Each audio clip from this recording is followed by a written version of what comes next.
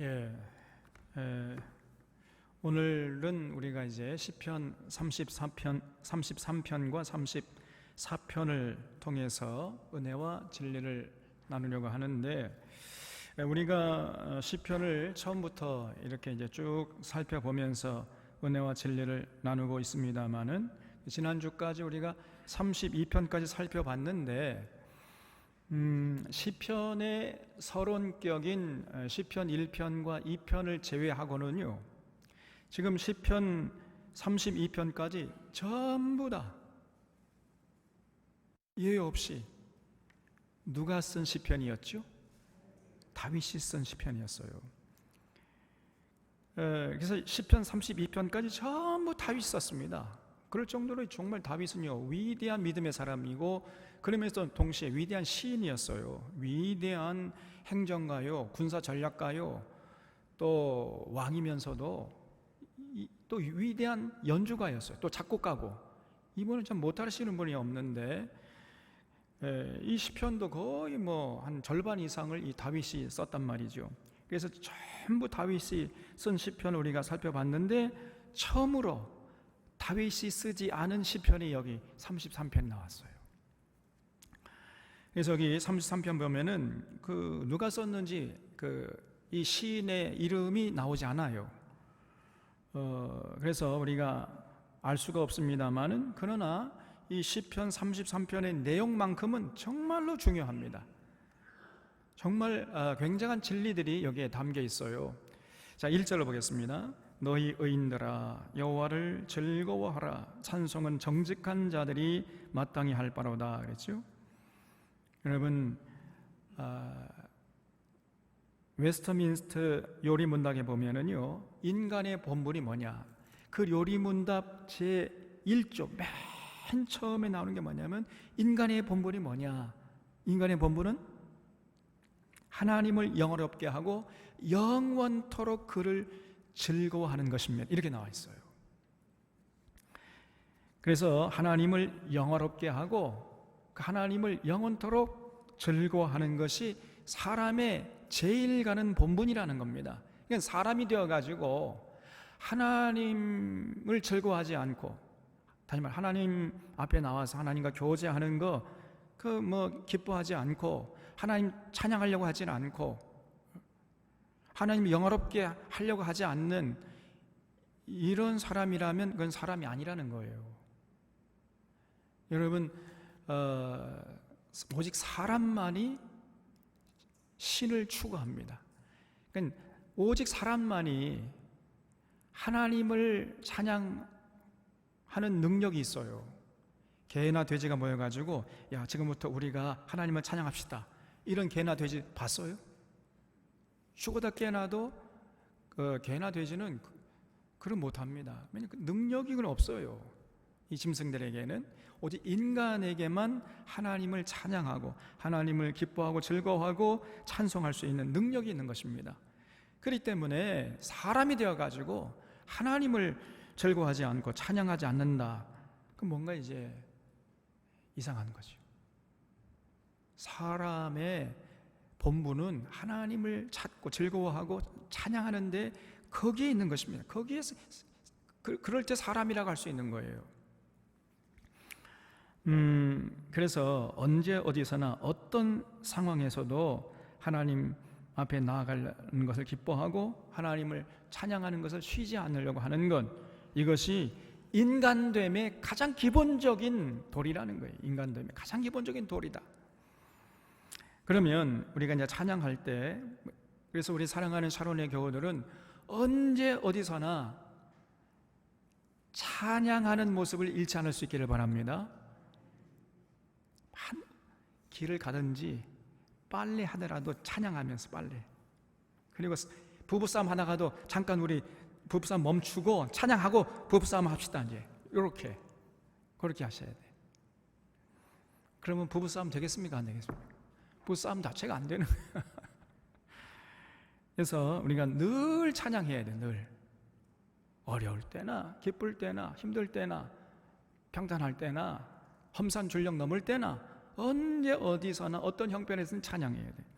그러면은 우리가 찬양하되 어떻게 찬양해야 되겠어요? 여기 2절 보면은 수금으로 여호와께 감사하고 열줄 비파로 찬송할지어다. 새 노래로 그를 노래하며 즐거운 소리로 아름답게 연주할지어다 그랬어요.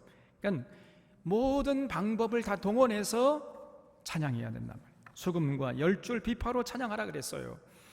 모든 악기를 동원해서 찬양하고, 그리고 새 노래로 찬양하라 했는데, 이 새 노래로 찬양하라는 말은 날마다 새로운 악보를 연습해가지고 새로운 곡조로 찬양하라는 얘기가 아니고, 마음을 새롭게 함으로 찬양하라는 얘기예요. 마음을 새롭게 함으로. 우리가 똑같은 노래, 똑같은 곡조를 담은 찬양이라 할지라도 새 노래가 될 수 있고 헛노래가 될 수 있어요. 마음을 새롭게 함으로 찬양하면요, 그게 새 노래가 되는 거예요. 그래서 늘 우리가 마음을 새롭게 함으로 하나님을 찬양하는 모습을 잃지 말아야 됩니다. 그리고 가장 위대한 찬양은 뭐냐? 우리의 삶으로 드리는 찬양이에요. 삶으로. 삶의 현장에서 하나님의 이름을 높여드리는 그런 삶을 통해서 우리가 하나님을 찬양하는 것입니다. 그래서 여러분, 우리 입술로 찬양한 찬양이 우리의 삶이 되고, 그렇게 살아가는 삶이, 그것이 곧 위대한 찬양이 되는 것이에요. 이걸 잊지 말아야 됩니다. 그래서 찬양이 삶이 되고 그 삶 자체가 찬양이 되는 이런 삶을 살아야 돼요. 어떤 사람은요, 실컷 입술로는 찬양하고는 삶에 나가서는요, 하나님을 조롱해요. 하나님의 얼굴에 먹칠을 해버립니다. 삶의 현장에 나가서는 사람들에게 눈살을 찌푸리게 하고 하나님의 영광을 가리는 짓을 서슴지 않아요. 실컷 주일날 하나님 앞에 나와서 찬양해 놓고는 삶의 현장에 나가서는요, 하나님의 영광을 가려버려요. 그러면서 삶의 현장에서는 이웃과 싸우고 헐뜯고 시기하고 질투하고 이러면서 살아갑니다. 그런 찬양은 오히려 찬양하지 않는만 못해요. 그건 하나님의 이름을 망령되이 일컫는 것입니다, 여러분. 그래서 하나님 앞에 나가서 찬양했으면은 이제 그 찬양이 우리의 삶이 되도록 우리가 살아야 돼요. 여러분, 그래서 그 찬양한 대로 살아가는 그 삶이, 그것이 바로 위대한 찬양이 되는 것입니다.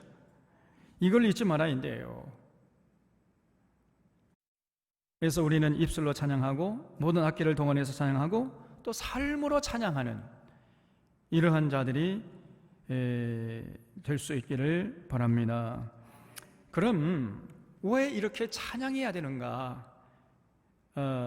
왜냐하면요, 우리 하나님은 우리의 찬양을 받으시기에 합당하신 분이기 때문에 그렇다는 거예요. 그래서 4절에 여호와의 말씀은 정직하며 그가 행하시는 일은 다 진실하시도다 그랬어요. 그는 공의와 정의를 사랑하시며 세상에는 여호와의 인자하심이 충만하도다 그랬습니다. 여러분, 제 소리가 지금 잘 들립니까?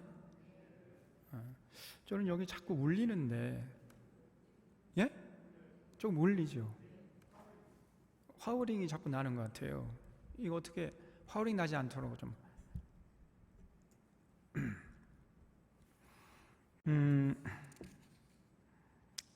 그래서 여러분, 여기 우리 하나님 어떤 분이시냐? 말씀은 정직하고 행하시는 진실하시고 그리고 정의와 공의를 사랑하시는 분이시다는 거예요. 우리 하나님은요, 이 우주 만물을 창조하시고 운행하시는 대단한 능력의 소유자이세요. 그것만으로도 우리의 찬양을 받으시기에 합당하신 분이신데, 게다가 그 하나님이, 이 우주 만물을 창조한 하나님이 우리를 사랑하시고, 여러분, 우리에게 행하시는 일이 다 진실하시다는 거예요. 그러니 우리가 어찌 찬양하지 않고 배길 수 있겠습니까, 여러분? 사람들은요, 그렇지 않아요. 그 사람들의 그 언행 심사를 보면 진실한 사람을 참 찾아보기 쉽지 않습니다. 그러나 우리 하나님은요, 그 말씀과 그 행함이 다 진실하세요. 그리고 우리 하나님은 정의를 사랑하시고 공의를 사랑하십니다, 여러분. 그렇기 때문에 정의와 공의를 사랑하는 자를 사랑하시고 정의와 공의를 행치 않는 자를 미워하시고 저주하시는 분이세요. 그러므로 우리가 그런 하나님을 찬양하지 않을래야 찬양하지 않을 수가 없는 것입니다. 그래서 6절에 여호와의 말씀으로 하늘이 지음이 되었으며 그 만상을 그의 입기운으로 이루었도다. 그가 바닷물을 모아 무더기같이 쌓으시며 깊은 물을 곳간에 두시도다. 온 땅은 여호와를 두려워하며 세상의 모든 거민들은 그를 경외할지어다 그랬죠. 그러니까 이렇게 대단하신 분이세요. 우리가 믿는 여호와 하나님은요, 잡신이 아닙니다. 우리에게 어떤 생기도 없어가지고 복도 못 주고 우리에게 저주도 못하는 이러한 우상에 불과하신 분이 아니고, 여러분, 우리 하나님은요 대단한 능력 가지고 계시기 때문에 우리에게 복도 주실 수 있고 우리를 저주할 수도 있는 이런 분이세요. 그런데 그 우리에게 향하신 하나님의 모든 말씀과 행위가 다 진실하시고 정직하시고, 그리고 정의와 공의를 사랑하시고 우리를 그렇게 정의와 공의를 사랑하시는 우리를 끔찍하게도 사랑하신단 말이에요. 그러니 찬양하지 않을 수가 있겠습니까? 그래서 여기 9절에 그가 말씀하심에 이루어졌으며 명령하심에 견고히 섰도다 그랬어요. 이렇게 대단하신 분 앞에 무릎 꿇고 찬양하는 자가 지혜로운 사람이고 복된 사람이에요. 여러분, 우리 하나님 말씀하시잖아요. 반드시 그건 이루어집니다. 반드시 현실이 돼요. 명령하시면 그 명령은 반드시 견고히 서 있는 거예요. 한번 명령하신 다음에 잊어버리시는 하나님이 아니세요. 반드시 그 명령이 실행되는지 아니하는지를 보고 계십니다, 여러분. 우리 인간은 한번 말한 다음에 잊어버리지요. 하나님은 그런 분이 아니세요. 명령하시면 반드시 견고히 서가야 돼요. 그 다음 10절에 여호와께서 나라들의 계획을 폐하시며 민족들의 사상을 무욕해 하시는도다. 여호와의 계획은 영원히 서고 그의 생각은 대대에 이르리로다 그랬죠. 여러분, 이 민족들의 사상이라는 것은요, 사실은 중세까지만 해도 찾아볼 수가 없었습니다. 그때는 이 중세, 그러니까 르네상스 이전, 그러니까 종교 개혁이 사실은 교회 개혁도 이루었지만은 인간의 정신을 깨우치는 결정적인 촉발점이 된 거예요. 이 종교 개혁이 이 인류 역사상 인간의 의식을 깨우치는 결정적인 전환점을 만들어줬던 것입니다. 그 종교 개혁 전에는 이 중세라고 했잖아요. 중세 때는요, 그 신중심 사회였어요. 뭐든지 인간들이요, 하나님이 계시다는 것을 추호도 의심하지 않았습니다. 하나님이 계시고 그 하나님을 어떻게 하면 섬길 것인가, 어떻게 하면 기쁘게 할 건가, 이런 관점에서 모든 세상 문화 역사가 돌아갔던 거예요. 그러다가 이제 마틴 루터의 종교개혁 이후에 결국은 르네상스가 이뤘죠. 르네상스가 가져온 결과가 뭡니까? 인본주의가 이제 판을 치게 된 거예요. 그래서 굉장히 그때부터 인간들의 머리에서 여러 가지 이제 사상들이 나왔어요. 그래서 이 사상이란 말, 여기 민족들의 사상이라고 할 때 이거 사상이란 말 히브리어로 마샤바라는 이런 말을 쓰는데, 이 마샤바란 말은요, 어떤 여러 가지 생각들을 체계화시킨다 이런 뜻이 있어요. 그게 사상이에요. 그래서 사람들이 여러 가지 생각들을 한 줄기로 다 꿰어가지고 엮어가지고 굉장한 사상을 만든다 할지라도 하나님께서 그런 모든 사상을 다 무효케 하신다는 거예요. 여러분, 사람들이 만든 사상이라는 것은요, 그건 사상 누각이에요. 그야말로 아무리 굉장한 사상이라 할지라도요, 별로 그렇게 가치 있는 게 아닙니다. 그래서 어떤 그 주의라는 거 있죠. 주의, 이즘, ISM, 어떤 복음에다가 이즘, ISM, 복음주의가 되잖아요. 복음은 좋은 것이지만은, 그러나 복음주의가 되면은 그것은 굉장히 우리가 경계해야 돼. 복음주의라는 건 굉장히 편협한 것입니다. 상당히 문제가 있어요. 복음은 좋은 것이지만은 복음주의가 되면은요, 여러분 보세요. 오늘날 우리 한국교회 이 복음주의자들의 설교를, 강의를 들어보면요, 허구한 하는 게 뭐예요? 근데 잘 된다, 복 준다, 이런 말 왜 잘 들을 수 있는 말이 없어요. 허구한 날 뭐 하나님의 은혜, 예수님의 은혜, 오직 예수 뭐 이 얘기 외에 별로 얘기가 없습니다. 그러니까 사실은 그게 구원파거든요. 거의 구원파 수준이에요. 구원파 수준. 그렇지 않습니다, 여러분. 성경을 보면요, 은혜스러운 말, 은혜 준다, 또 복 준다, 복 받는다 이런 말도 있지만은 그러나 하나님의 심판과 저주를 선포하는 말씀이 훨씬 더 많아요. 은혜 주겠다, 복 주겠다는 말보다 너희들이 만약에 내 명령을 지키지 않으면 내가 너희들 심판하고 저주하겠다는 말이 한 4배, 5배 더 많습니다, 여러분. 근데 그런 말은 다 쏙 빼버려요. 그건 듣기 싫은 말이거든요. 그런 얘기는 안 해요, 복음주의자들은. 그냥 날 잘 된다, 복 준다, 그냥 듣기 좋은 말, 달콤한 빠다 바른 말, 이런 말만 해야 되는 거예요. 그러니까 이 복음주의자들의 설교를 자주 듣고 많이 듣고 깊이 듣고 그러다 보면은요, 다 영적 불감증에 걸리는 거예요. 그냥 당뇨병에, 영적 당뇨병에 걸리는 겁니다. 성경을 종합적으로 봐야 되는데 날 잘 된다, 복 준다 이런 얘기나 듣고 있고, 이게 복음주의예요. 오늘날 거의 이 구원파 수준이니까요. 그리고 하나님의 무서운 심판의 말씀들은요, 그건 다 그냥 통과 눈 감아버려요. 외면해버립니다. 그래서 여러분, 무슨 이점이 붙은 것들은요, 대부분 그는 우리 본받을 만한 게 아니에요. 여러분, 칼빈주의, 칼빈은 위대한 우리 장로교의 시조였지만 칼빈주의자들 보면요, 본받을 게 거의 없어요. 칼빈 선생님하고 칼빈주의자들하고는 하늘과 땅만큼 차이가 나는 거예요. 그래서 칼빈주의자들, 야, 저 사람은 칼빈 닮아가서 참 위대한 사람이겠지, 천만의 말씀 만만의 콩떡입니다. 그래서 ISM 주의가 붙으면은 그런 건 경계해야 돼요. 칼빈은 위대한 선생이지만은 그러나 칼빈주의자들 무조건 무턱대고 따라가면 큰일 납니다, 여러분. 그래서 우리 하나님께서는요, 그런 모든 민족들의 사상을 무욕케 하신다, 이 말씀을 깊이 마음 새겨야 돼요.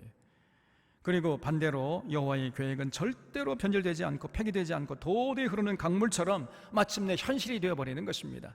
그래서 언제나 이 여호와의 계획이 무엇인가, 항상 성경을 통해서 우리가 그런 관점에서 성경을 보려고 해야 돼요. 하나님의 뜻이 무엇이고 우리에게 요구하신 하나님의 요구가 무엇인지, 앞으로 하나님께서 뭘 어떻게 하려고 하시는지, 하나님의 계획이 뭔지, 하나님의 섭리가 어떻게 해가지고 어떤 과정을 통해서 어떤 결과를 맺어갈 것인지, 항상 그런 차원에서 성경을 보려고 애를 써야 하는 것입니다. 이 복음주의자처럼 맨날 그저 잘된다, 복 준다 이런 달콤한 얘기만 들으려고 해서는, 그렇기 때문에 오늘 한국교회가 너무너무나 어지러운 거예요. 그래서 우리 사랑하는 사론의 교우들은 하나님의 뜻과 계획을 살펴서 그것을 굳게 붙잡는 인생, 그래서 참으로 복되고 지혜로운 인생이 될 수 있기를 바랍니다. 여기 11절 보면 여호와를 자기 하나님으로 삼은 나라 곧 하나님의 기업으로 선택된 백성은 복이 있도다 그랬죠. 거기 한번 줄을 쳐보겠습니다. 여호와를 하나님으로 삼은 나라 곧 하나님의 기업으로 선택된 백성이 복이 있어요. 그러니까 온 나라 백성들이 하나님께 돌아가서 하나님 사랑하고 하나님의 뜻을 받들어서 하나님의 규례와 법도와 명령을 따라 살아가면 어떻게 됩니까? 제가 지난 주일에 말씀드렸잖아요. 그러면 반드시 개인은 행복하고 사회는 평화롭고 나라는 부강해지게 돼 있어요. 그래서 감히 어떤 이방 나라가 침범치 못하는 강력한 나라가 되는 것입니다. 왜냐하면요, 하나님의 모든 명령은 아까 말씀드린 대로 정의롭고 공의롭기 때문에, 우리 하나님은 정의와 공의를 사랑하신 분이라 그랬잖아요. 그래서 모든 그 시대의 구성원들이 하나님께 돌아가서 하나님의 명령대로 그렇게 따라서 살게 되면은 반드시 그 땅은 하나님의 정의와 공의가 강물처럼 흐르는 그런 나라가 되는 것입니다. 그러면요, 그런 나라를 감히 어떤 나라가 넘보겠어요? 만약에 그렇게 되잖아요, 모든 이 대한민국의 사람들이 하나님께 돌아가서 하나님 사랑하고 하나님의 뜻을 받들어서 하나님의 규례와 법도와 명령을 따라 살아가면 어떻게 됩니까? 그러면 진실로 권력자들은 권력을 남용하지 않겠지요? 그 권력을 가지고 국민을 섬기는데 사용하겠지요? 대통령이야 장차관들, 그리고 국회의원들, 이 자기들 권력 가지고 자기 뱃속 챙기는 그런 비겁한 짓을 하지 않을 거란 말이에요. 그리고 재판장들은요, 재판을 뇌물 받아 먹고 엉터리를 하는 이런 짓 절대로 하지 않을 것입니다. 재판을 공정하게 진행할 거 아니겠습니까? 죄 있는 자에게는 죄 있다 하고 죄 없는 자에게 죄 없다 하고 그렇게 재판을 공정하게 할 건 아니겠어요? 그리고 상인들은 거짓 저울과 거짓 추를 사용하지 않고 정직하게 성실하게 거래할 것입니다. 그리고 목회자들도 그저 교인들에게 잘 된다, 복 준다 그런 빠다바른 말, 그런 얘기나 하려고 하는 게 아니라 하나님의 말씀을 가감없이 변질되지 않고 있는 그대로 전하려고 애를 쓸 거 아니겠습니까? 그럼 어떻게 되는 거예요? 반드시 그 사회가 평화롭고 공명정대하기 때문에 모든 사람들이 더불어 살아가는 세상이 되고, 그러니까 개인은 행복하고 사회는 평화롭고 국가는 부강하게 됩니다. 그래서 그런 사람이 뭉치면요, 세금을요 내가 더 많이 내겠다고 서로 경쟁하는 거예요. 지금 우리나라는 세금 어떻게 하면 조금 낼까 거기 머리 쓰잖아요, 사람들이. 그런데 진실로 하나님께 돌아가서 하나님을 제대로 섬기면은요, 내가 세금을 더 많이 내겠다고 서로 경쟁하는 거예요. 부자들은요, 서로가 세금을 더 많이 내겠다고 서로 세금을 더 많이 내게 해달라고 아우성 쳐요. 그게 정상적이에요, 그게. 그러면서 이제 가난하고 힘없는 자들을 배려하는 이런 세상이 됩니다. 그래서 아무도 소외되거나 억울한 사람이 없게 되는 거예요. 그러니까 그런 사회는 정말 행복한 사회가 되는 것이고 강력한 나라가 되는 것이고, 그런 나라는요 그 주변에 어떤 나라가 넘보지 못하는 것입니다. 그렇기 때문에 이런 나라가 정말 복된 나라예요. 오늘 12절에서 바로 그런 얘기를 하는 것입니다. 13절에 여호와께서 하늘에서 굽어보사 모든 인생을 살피시며 곧 그가 거하시는 곳에서 세상의 모든 거민들을 굽어 살피시는도다. 그는 그들 모두의 마음을 지으시며 그들이 하는 일을 굽어 살피시는 이로다. 많은 군대로 구원 얻은 왕이 없으며 용사가 힘이 세어도 스스로 구원하지 못하는도다 그랬지요. 참 이 놀라운 말씀이에요. 여러분, 인류 역사를 살펴보면요, 놀랍게도 군대의 힘이 세다고 해가지고 전쟁에서 이기는 경우가 많지 않아요. 아니, 오히려 군대의 힘은 미약하지만은 오히려 굉장히 강력한 군대를 쳐보신 경우가 더 많습니다. 여러분, 놀라운 얘기예요, 이게. 땅덩이가 크다고 군대 힘이 세다고 해서 이긴 전쟁이 많지 않아요. 여러분 아시다시피 청일 전쟁 때 청나라는 굉장히 큰 나라 아닙니까? 그리고 일본이라는 나라는 섬나라 조그만 나라인데 일본이 청나라를 거대한 나라를 이겼어요. 또 러일 전쟁 때도 여러분 러시아라는 큰 나라 아닙니까? 근데 일본이 그 큰 러시아를 또 집어삼켰잖아요. 또 얼마 전에는 월맹과 미국이 싸웠죠. 월맹군하고 미군이 싸웠지 않습니까? 우리나라도 같이 거기다 조금 이제 꼽사리 껴들고. 그래서 미군하고 월맹이 싸웠는데 미군은 막 전략 폭격을 붓고 막 폭탄을 퍼붓는데 월맹군들은 뭘 가지고 싸웠어요? 죽창 가지고 싸웠다니까. 그런데 결과적으로 누가 이겼습니까? 월맹이 이겼어요. 월맹군이 12년 동안이나 전쟁을 했는데 결국 미군이 손들고 다 물러났습니다. 놀란 얘기 아닙니까?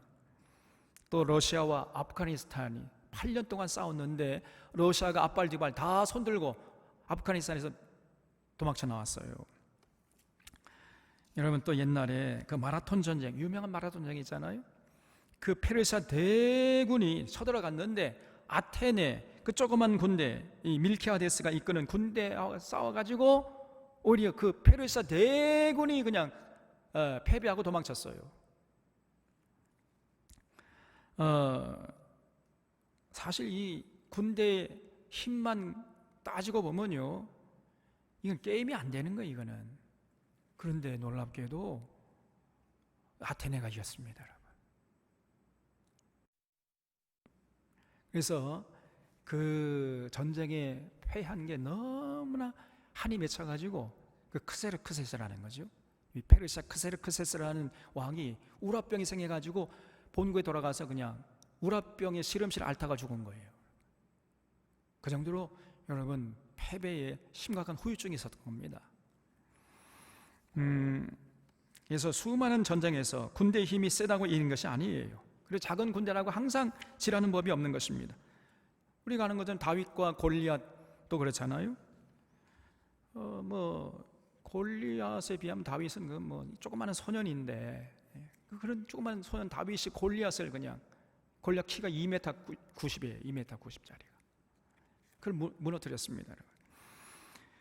그리고 일제 때 홍범도 장군이 이끄는 여러분 봉오동 정투 영화에도 봤잖아요.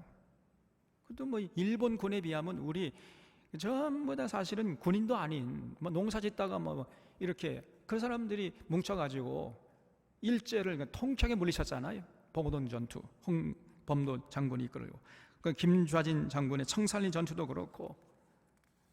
그래서 여러분 수많은 전쟁들이 군대 힘이 세다고 이기는 것이 아닙니다. 땅덩이가 크다고 이기는 게 아니에요. 그래서 여러분 오늘 여기 참 용사가 힘이 세어도 스스로 구원하지 못하고 많은 군대로 구원 얻은 왕이 없는 것이에요. 그래서 17절에 구원하는 데에 군마는 헛되며 군대가 많다 하여도 능히 구하지 못하는도다. 그래. 이 고백이 사실이에요. 아무리 많은 군마가 있다 할지라도 그것 가지고만 되는 게 아닙니다. 절대로 그 군대 힘으로 구원하지 못하는 거예요. 이거는 필요 조건이지 충분 조건이 되지 못한다는 거예요. 충분 조건이 뭐냐? 하나님이 함께 하셔야 하는 줄로 믿습니다. 하나님이 도와주셔야 돼. 하나님을 중심으로 똘똘 뭉쳐서 하나님 사랑하고 하나님의 뜻을 받들어 살아가려 하는 이런 공동체는요, 아무리 군대 힘이 세다고 해서 절대로 여러분 무너뜨릴 수 없습니다. 다 동의하시죠? 그것이 인류 역사가 증명하는 거예요. 18절에 여호와는 그를 경외하는 자 곧 그의 인자하심을 바라는 자를 살피사 그들의 영혼을 사망에서 건지시며 그들이 줄일 때 그들을 살리시는도다. 우리 영혼이 여호와를 바라며 그는 우리의 도움과 방패시로다. 우리 마음이 그를 즐거워하며 우리가 그의 성호를 의지하였기 때문이로다. 그랬죠. 그러니까 하나님의 이름을 의지한 영고로 우리가 승리했다는 거예요. 그래서 진실로 이 나라가 하나님을 찬양하고 그 찬양하는 삶이 되는, 그러니까 하나님 찬양하고 찬양한 그 찬양이 그대로 삶에서 찬양한 내용대로 살아가게 되면, 그래서 찬양이 삶이 되고 삶이 찬양이 되면 그런 사람들로 가득 찬 나라라면요, 그런 나라는 그 어떤 나라도 감히 넘보지 못하는 강력한 나라가 되는, 아주 이상적인 나라가 되는 거예요. 쉽게 말하면 하나님이 통치하시는 나라가 되는 겁니다. 그 하나님이 통치하신 나라를 감히 어떤 나라가 무너뜨릴 수 있겠습니까? 하나님이 통치하시는데.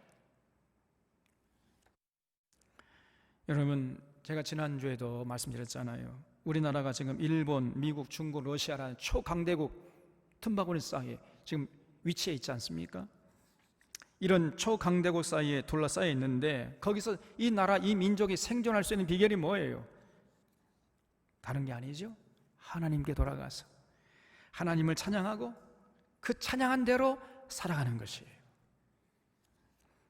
그래서 하나님의 정의와 공의를 강물처럼 흐르게 하는 것입니다.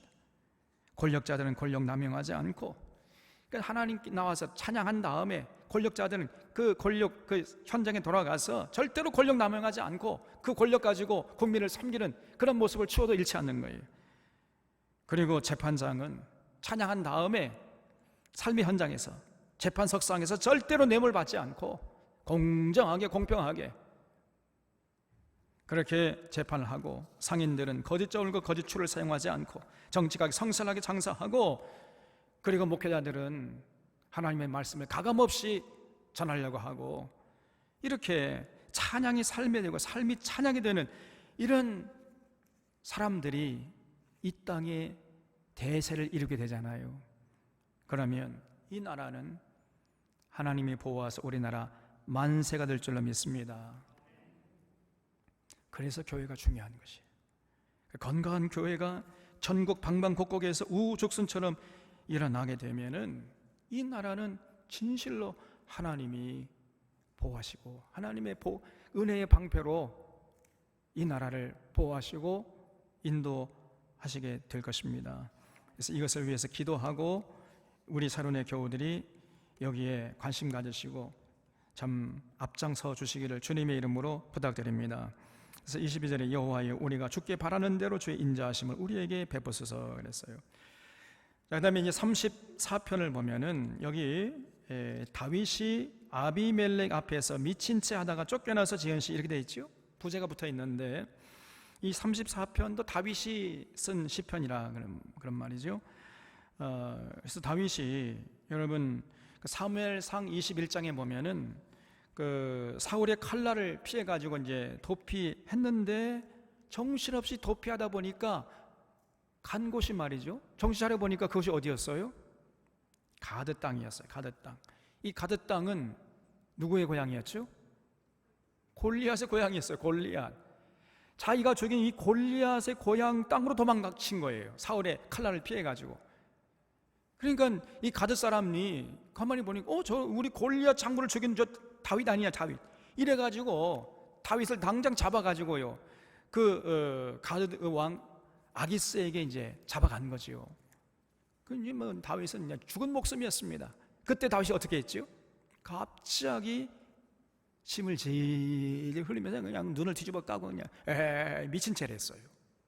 그러니까 아기스 왕이 아니 저 미친놈을 왜 나에게 데려왔느냐, 당장 내 앞에서 물러가게 해라 해가지고 다윗이 간신히 살아났잖아요.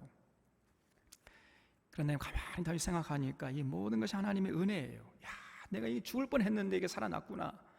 그래서 그 사건을 경험하고 쓴 시가 시편 34편이라는 거예요. 여러분, 다윗은요 항상 어떤 사건을 겪으면은 하나님께 감사 찬양하는 모습을 잃지 않았어요. 그래서 하나님께 찬양하고 또 감사하고 그걸 이제 또 그냥 한번 하고 잊어버리는 게 아니라 그걸 또 항상 썼어요. 써가지고 문서는 남겼습니다. 그래서 그것이 남아가지고 시편이 되어버린 거예요. 여러분도 꼭 그렇게 하시기 바랍니다. 여러분 어떤 큰 사건을 겪은 다음에 하나님의 은혜를 체험한 다음에 하나님께 감사하고 기도한 것, 그렇다면요 그냥 한번 기도하고 그냥 흘려버리지 말고요 그걸 문서로 기록해서 남겨놓으세요. 그 나중에 이제 그걸 여러분이 여러분의 가보로 남겨주는 거예요. 가보로.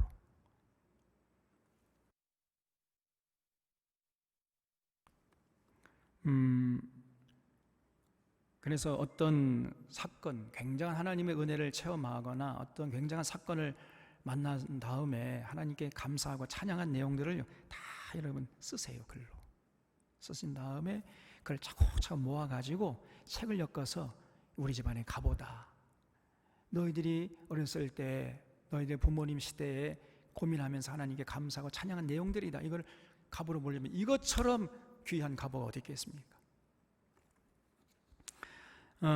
다윗은 항상 그랬어요. 항상 어떤 굉장한 사건을 만난 다음에 하나님의 은혜에 감사하고 찬양한 다음에는 그를 글로 썼습니다. 써가지고 역사 속에 남겨서 그것이 결국 시편이 된 거예요. 여기 아비멜렉이란 말은 우리 아버지는 왕이다 그런 뜻이에요. 우리 아버지는 왕이다. 그래서 그 아비멜렉이 누구냐? 가드 왕 아기스를 말해요. 그 아기스에게 잡혀가서 죽을 뻔했다가 살아났을 때 그 하나님의 은혜에 감사하면서 쓴 시편이라 그 말이죠. 자, 1절에 보면 내가 여호와를 항상 송축하며 내 입술로 항상 주를 찬양하리이다 그랬어요. 그러니까 다윗은요 항상 그 마음 중심에 하나님을 모시고 살았습니다. 그냥 뭐 하루 이틀 열심 내다가 또 그냥 식어버리는, 잊어버리는 게 아니고 하루 24시간 1년 365일 다윗이 몇 년 살았죠? 70년 살았거든요. 70세 죽었으니까.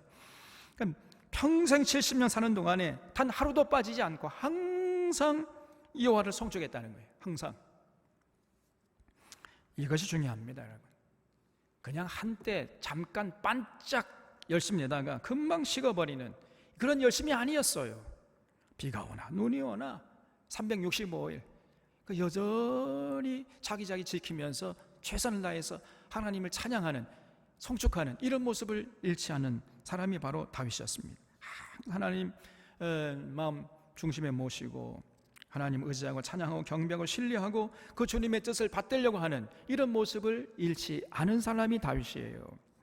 여러분, 이게 중요해요. 변함없는 것. 어제 열심을 내다가 오늘은 그냥 팩토라죠. 그런 사람은요, 그거는 뭐 있으나 마나요. 오히려 그 공동체의 해가 됩니다.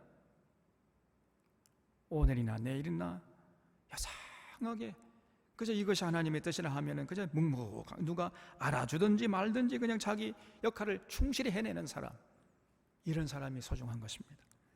그래서 다윗이 그랬던 것입니다. 항상 평생 여호와를 마음의 중심에 모시고 살았다고 지금 고백하고 있잖아요. 이 절에 보면 내 영혼이 여호와를 자랑하리니 곤고한 자들이 이를 듣고 기뻐하리로다. 나와 함께 여호와를 광대하시다 하며 함께 그의 이름을 높이세. 내가 여호와께 간구하며 내게 응답하시고 내 모든 두려움에서 나를 건지셨도다 그랬죠.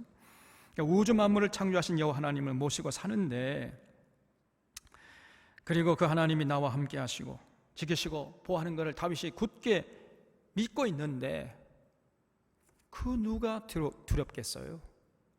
다윗은 아무도 두렵지 않았습니다.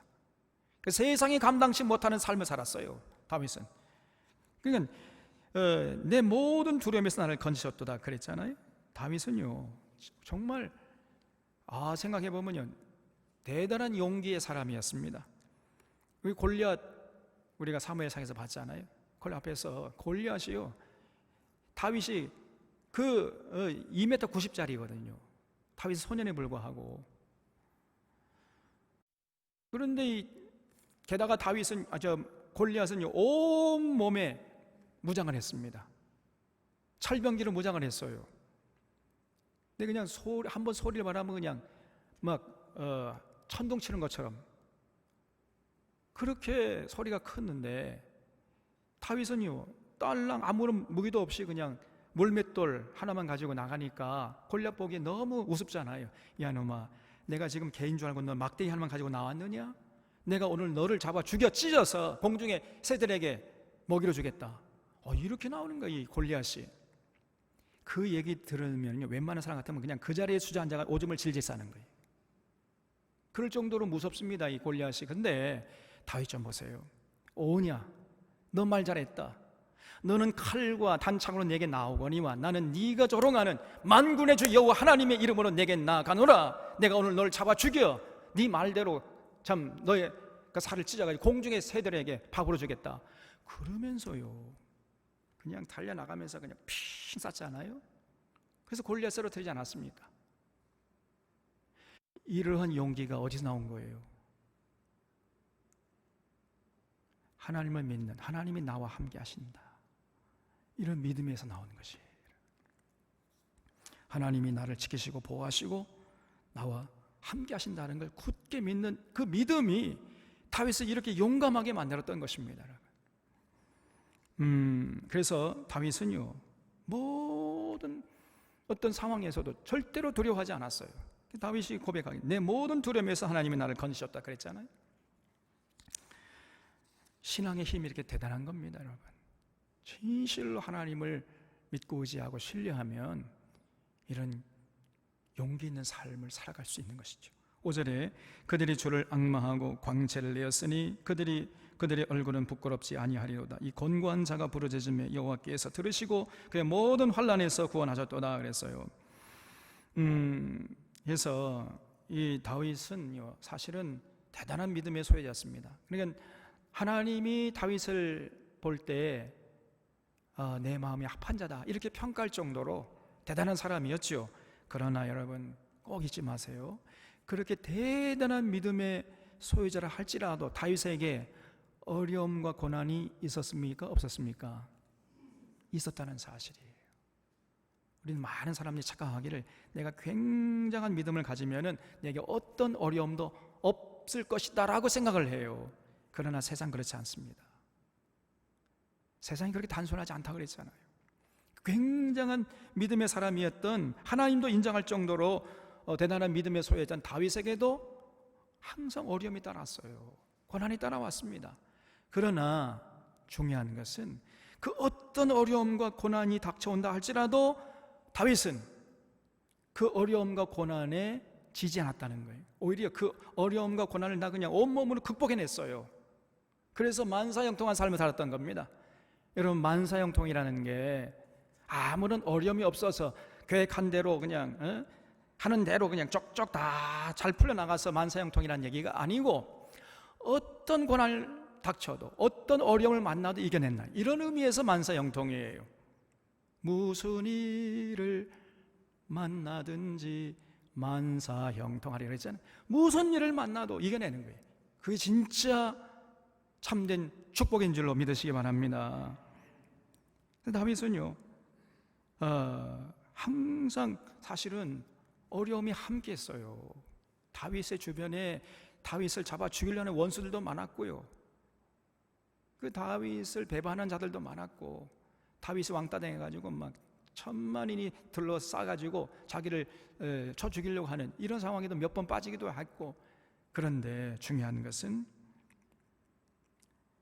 여호와께서 들으시고 그 모든 환난에서 자신을 구원하셨다는 이런 체험을 날마다 한 사람이에요. 여러분, 이 얼마나 참 대단한 사람입니까? 그래서 어려움이 없었던 게 아니라 어떤 어려움이 와도 이겨낼 수 있는 이런 사람이었다는 거예요. 그 다음에 7절에 여호와의 전사가 주를 경외하는 자를 둘러 진치고 그들을 건지시는도다 그랬죠. 여러분, 꼭 믿으시기 바랍니다. 하나님을 사랑하는 자에게 하나님이 천사를 보내가지고 그를 둘러 진치게 하시고 지키시고 보호하시고 건지신다는 이 다윗의 고백을 여러분의 고백으로 삼을 수 있기를 바랍니다. 여러분, 우리 눈에 안 보이지만은요, 하나님께서 우리를 지키라고 보낸 천사가 있다니까요. 아멘이시죠? 다윗은 그렇게 고백하고 있잖아요. 여호와의 천사가 주를 경외하는 자를 둘러 친치고 그들을 건지시는도다. 여러분, 우리 하나님은요, 하나님을 경외하는 자를 절대로 외면하거나 잊어버리거나 내팽개치지 않습니다. 천사를 보내가지고 삶을 지키고 보호하시고 은혜의 방패로 호위하시는 거예요. 8절에 너희는 여호와의 선하심을 맛보아 알지어다. 그에게 피하는 자는 복이 있도다 그랬어요. 거기 한번 줄쳐보세요. 너희는 여호와의 선하심을 맛보아 알지어다 그랬어요. 우리가요, 날마다 여호와의 선하심을 맛봐야 돼. 다시 말하면 체험적인 신앙이 있어야 됩니다. 그래야 신앙생활을 기쁨으로 할 수가 있고 계속할 수가 있는 거예요. 그러면 우리가 여호와의 선하심을 날마다 맛봐야 되는데, 그러면 그 비결이 뭐냐? 다른 게 아니에요. 하나님 말씀을 우리 삶의 현장에 나가서 구체적으로 실천하고 순종하는 겁니다. 그 말씀을 순종할 때, 순종하는 그 삶의 현장에서 하나님의 선하심을 맛보아 누릴 줄로 믿으시기 바랍니다. 여러분, 관념적인 신앙은요, 절대로 하나님의 선하심을 맛보아 누릴 수가 없어요. 실제로 우리 삶의 현장에서 우리의 이익에 충돌할 때 하나님의 말씀에 의지해서 우리의 생각과 행동을 결정하고, 우리가 손해가 난다 할지라도 손해 나는 쪽으로 우리가 행동하잖아요. 그러면 하나님의 선하심이 우리 인도하신 것을 여러분 체험하게 될 줄로 믿으시기 바랍니다. 다윗 좀 생각해 보세요. 다윗. 사실 다윗은 아무런 죄를 범하지 않았어요. 그리고 목숨 걸고 전쟁터에 나가가지고 나라를 구한 전쟁 영웅이었습니다. 그런데 귀국하니까 사울이 질투심이 불타가지고 다윗을 죽이려고 덤벼들어가지고 그때부터 10년 동안 도피 생활하지 않았습니까? 얼마나 여러분 억울하겠어요. 사실은 사울이 다윗에게 상을 줘야 마땅했는데 상을 주기는커녕 죽이려고 덤벼들었잖아요. 다윗의 입장에서 볼 때는요, 굉장히 억울했어요. 그런데 그 억울함을 하나님 말씀으로 통제를 잘했습니다. 그리고 사울을 향한 분노가 일지 않겠습니까? 저놈의 새끼 말이야 저게. 아니 저놈의 새끼는 안 했겠지만은 얼마나 억울해요. 다윗이 사울을 죽일 수 있는 상황이 2번 있었죠. 그러니까 그 밑에 있는 부하 휘하 장군들이 죽음 명령만 내리시면 제가 저놈의 목을 따오겠습니다. 우리가 무슨 잘못했다고 저렇게 우리를 죽이려고 덤벼듭니까? 저 사울 명령만 내리시면은 제가 저놈의 목을 따오겠습니다. 이렇게 말하는데 냅둬라 아사라 그냥 가자. 그리고 다윗이 죽일 수 있었음에도 불구하고 사울을 죽이지 않고 2번씩이나 살려줬잖아요. 여러분 다윗도요 감정적으로 하면은 왜 죽이고 싶지 않았겠습니까? 그런데 그 결정적인 순간에 하나님의 말씀으로 자신의 감정을 컨트롤하는 거예요. 하나님의 기름 부어 세운 자를 내가 함부로 할 수가 없다. 그냥 살려두자. 저는 나를 원수로 갚으냐, 나는 원수를 선으로 갚겠다. 이런 의지를 가지고 다윗이 그냥 사울을 살려줬어요. 그랬더니 하나님이 이제 처리하는 거죠. 그래서 하나님께서 개입하셔가지고 사울을요 블레셋 군대 칼에 맞아 죽게 하고 다윗은 이제 10년 동안 도피생활을 끝나게 해가지고 예루살렘으로 돌아오게 하고 이런 역사가 있었지 않습니까? 그러니까 날마다 다윗은 이런 하나님의 선하심을 맛보아 누렸어요. 하나님 말씀에 순종했더니 하나님이 개입하셔가지고 선한 손길로 자신을 인도한다는 사실을 날마다 체험했던 것입니다, 여러분. 그래서 점점 다윗은 믿음이 강해지고 더 하나님을 신뢰하고 의지하고 그래서 더 용기 있는 삶을 살았던 거예요. 이게 상합해가지고 날이가 이 선순환 구조로 나가가지고 다윗은요 날마다 이렇게 하나님과 동행하는 삶을 살았던 겁니다. 이런 사람을 누가 세상이 감당하겠어요? 그래서 여러분 실천적인 믿음이 중요한 거예요. 우리 삶의 현장에 나가서 하나님 말씀을 구체적으로 우리의 이익이 충돌하는 그 순간에 그 삶의 현장에서 하나님 말씀에 입각해서 우리가 생각하고 판단하고 행동하는 거예요. 그때 그 현장에서 하나님의 선하심을 맛보아 누릴 줄로 믿으시기 바랍니다, 여러분. 그런 삶이 없으면요 절대로 하나님의 선하심을 맛보아 누릴 수가 없는 거예요. 이게 9절 보겠습니다. 너희 성도들아 여호와를 경외하라. 그를 경외하는 자에게는 부족함이 없도다. 젊은 사자는 궁핍하여 줄일지라도 여호와를 찾는 자는 모든 좋은 곳에 부족함이 없으리로다 그랬죠. 그러니까 이 젊은 사자는 궁핍해서 줄일 수가 있지만은 그러나 여호와를 찾는 자는 절대로 줄이지 않는다는 거예요. 여러분 동의하십니까? 이게 다윗의 체험이었고 다윗의 고백이에요. 저도요 지금까지 가만히 돌아보면은 이 다윗의 고백에 동의가 됩니다. 여호와를 찾는 자는 절대로 줄이지 않아요. 젊은 사자는 줄일 수가 있어요. 여러분 젊은 사자가 어떻게 줄입니까? 그냥 밀림에 나가기만 하면 널린 게 젊은 사자 밥인데 맘만 먹으면 얼마든지 사냥해가지고 마음껏 배불리 먹을 수 있잖아요. 근데 젊은 사자가 줄일 수가 없네. 줄인다 할지라도 여호와를 찾는 자는 절대로 줄이지 않는다는 거예요. 굉장한 고백 아닙니까 이게? 그래서 실제적으로 삶의 현장에서 하나님을 신뢰하고 하나님의 명령에 순종했더니 자신의 모든 이익도 포기하고 그저 하나님 명령에 순종했더니요 하나님이 먹이시고 입히시고 자신을 보호하시는 것을 날마다 체험했단 말이에요. 날마다 풍족한 삶을 살았어요. 이런 체험적인 고백이 우리 사론의 성도들의 고백이 될 수 있기를 바랍니다. 11절에 너희 자녀들아 와서 내 말을 들으라. 내가 여호와를 경외하는 법을 너희에게 가르치리로다 그랬죠. 그래서 이렇게 하나님의 은혜를 날마다 체험하면서 이제 다윗이 11절 이하부터는요 여호와를 경외하는 법을 가르치겠다 이렇게 말씀하고 있죠. 그래서 우리도 이런 다윗의 가르침을 마음에 새기고 실천하면 참 믿음의 소유자로 인정받게 될 것입니다. 12절에 생명을 사모하고 연수를 사랑하여 복받기를 원하는 사람이 누구뇨? 내 혀를 악에서 금하며 내 입술을 거짓말에서 금할지어다 그랬어요. 여러분 여호와를 경외하는 것이 뭡니까? 다른 게 아니에요. 혀를 악에서 금하는 것입니다. 말 조심하는 거예요. 여러분 함부로 입을 열지 않는 것입니다. 여러분 아무리 듣는 사람이 없다고 함부로 말을 하면 안 돼요. 이런 말이 낮에는 누가 들어요? 새가 듣고 밤에는 쥐가 들어요. 아무도 듣지 않는 것 같아도 누가 또 듣고 있습니까? 하나님이 듣고 계세요, 여러분. 만물이 잠들어도 하나님은요 듣고 계십니다. 또 천사가 듣고 있어요. 그래서 여러분, 우리 혀를 악에서 금해하고 거짓말을 금해야 돼. 이것이 여호와를 섬기는 가장 기본 중의 기본이에요. 여러분, 입술을 잘 통제해야 되는 것입니다. 혀를 통제하지 못하는 사람은 절대로 여호와 하나님을 경외할 수가 없어요. 그래서 다윗이 시편 139편에서 뭐라고 고백하고 하냐면, 우리 하나님은 입의 말뿐 아니라 혀의 말도 알지 못하시는 것이 없다, 이렇게 노래하고 있습니다. 여러분, 입의 말과 혀의 말이 달라요. 입의 말이라는 것은 상대방이 내가 말하는 뜻을 알아들을 수 있도록 정확하게, 뜻이 통할 수 있도록 분명하게 말하는 것을 입의 말이라고 그래요. 거기 말해서 혀의 말이라는 건 뭐냐? 상대방이 내가 하는 말을 알아듣지 못하도록 우물우물거리는 말, 쉽게 말하면 독백하는 말이에요. 독백의 말. 무슨 말인지 알아요? 모르죠? 이게 혀의 말이에요. 근데 우리 하나님은 혀의 말도 모르시는 것이 없다는 거예요. 그런 분이 우리가 믿는 하나님이십니다. 그래서 여러분, 우리가 말 조심해야 돼요.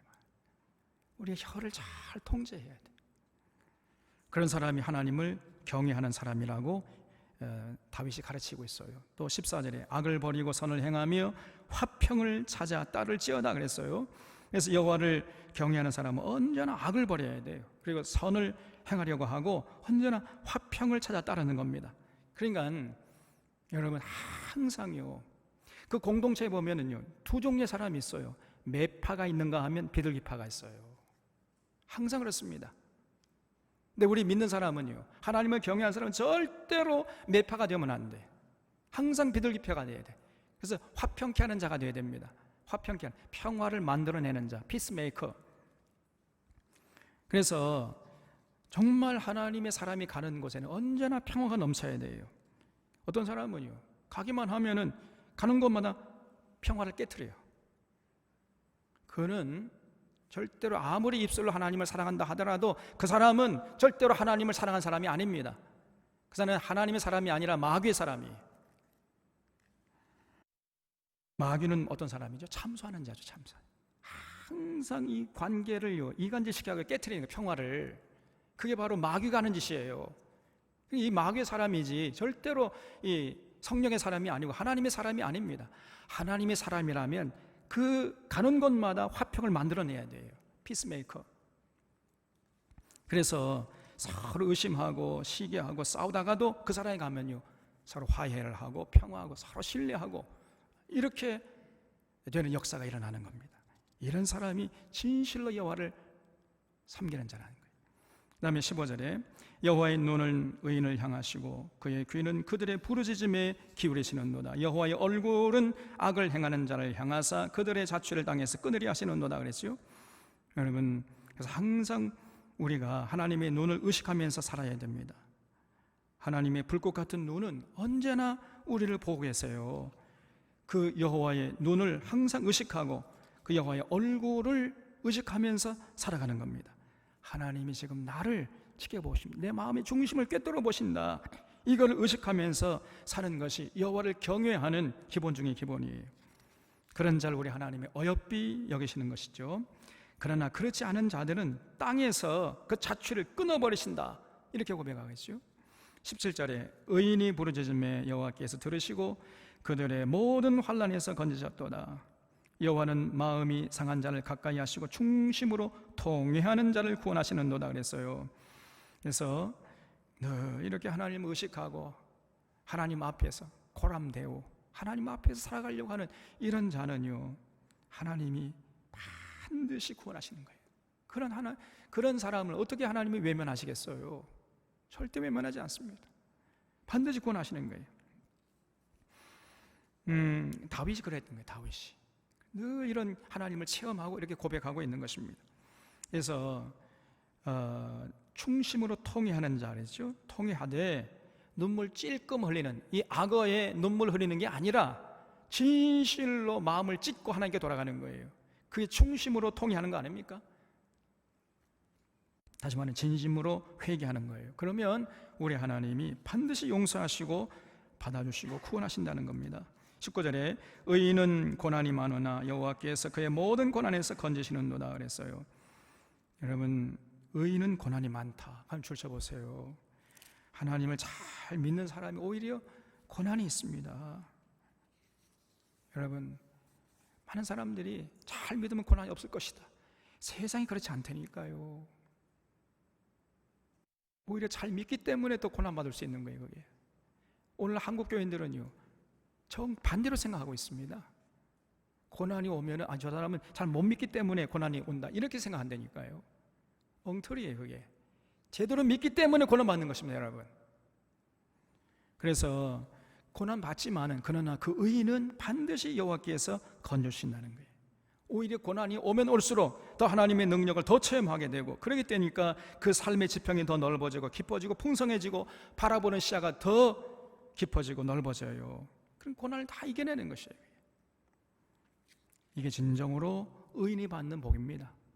20절에 그의 모든 뼈를 보호하시며 그 중에서 하나도 꺾이지 아니하는도다. 악이 악인을 죽일 것이라 의인을 미워하는 자는 벌을 받으리로다 그랬죠. 놀라운 얘기입니다. 여러분, 악이 악인을 죽이는 거예요. 그러니까 자기가 행한 그 악이 자기를 죽여. 그러니까 스스로 자기가 자기 무덤을 파는 거죠. 여러분, 당장에는요, 악이 주는 반대급부가 있어요. 굉장히 달콤합니다. 그러니까 많은 사람들이 그 반대급부 달콤함에 취해가지고 그 악을 저질러요. 그리고 이제 뭐 그때만 지나가면은 아무 일이 없겠지 이렇게 생각하지만은 절대로 그렇지 않습니다, 여러분. 그 악이요, 이제 열매를 맺어요. 그래서 언젠가는 악을 거두는 날이 오는 겁니다. 그래서 그 악인을 죽여버려요.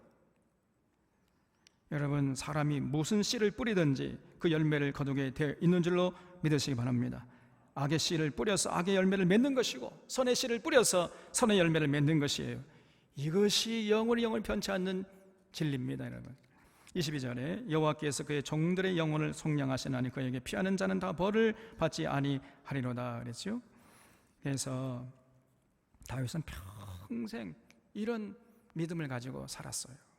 하나님의 보호하심을 받고 하나님의 보낸 천군 천사가 다윗을 지키는. 그래서 다윗은 언제나 하나님을 의식하고, 하나님 나와 함께 하신다, 하나님 지금 나를 지켜보신다, 이런 의식을 가지고 살았기 때문에 조금도 두려워하지 않고, 그렇기 때문에 또 정직하고 성실하게 살 수 있었던 거예요. 용기를 가지고. 그렇기 때문에 그런 다윗을 하나님이 보호하셨던 것이고, 그래서 다윗은 용기 있는 삶을 살았어요. 우리 철원의 성도들이 다윗처럼 이런 참 신앙을 가지고 날마다 하나님을 섬기고 또 하나님에 나와서 찬양하고 하나님을 기뻐하고 즐거워하는 것을 여러분 쉬지 않고, 그리고 그 찬양이 삶에서 그대로 현실이 되도록 언제나 하나님의 뜻을 받들어서 하나님의 정의와 공의가 더불어 사는 세상을 만드는데 앞장서는, 그래서 날마다 하나님의 능력을 체험하면서 하나님의 선하심을 날마다 더 알아가는 이런 복된 인생들이 되시기를 바랍니다. 기도하겠습니다.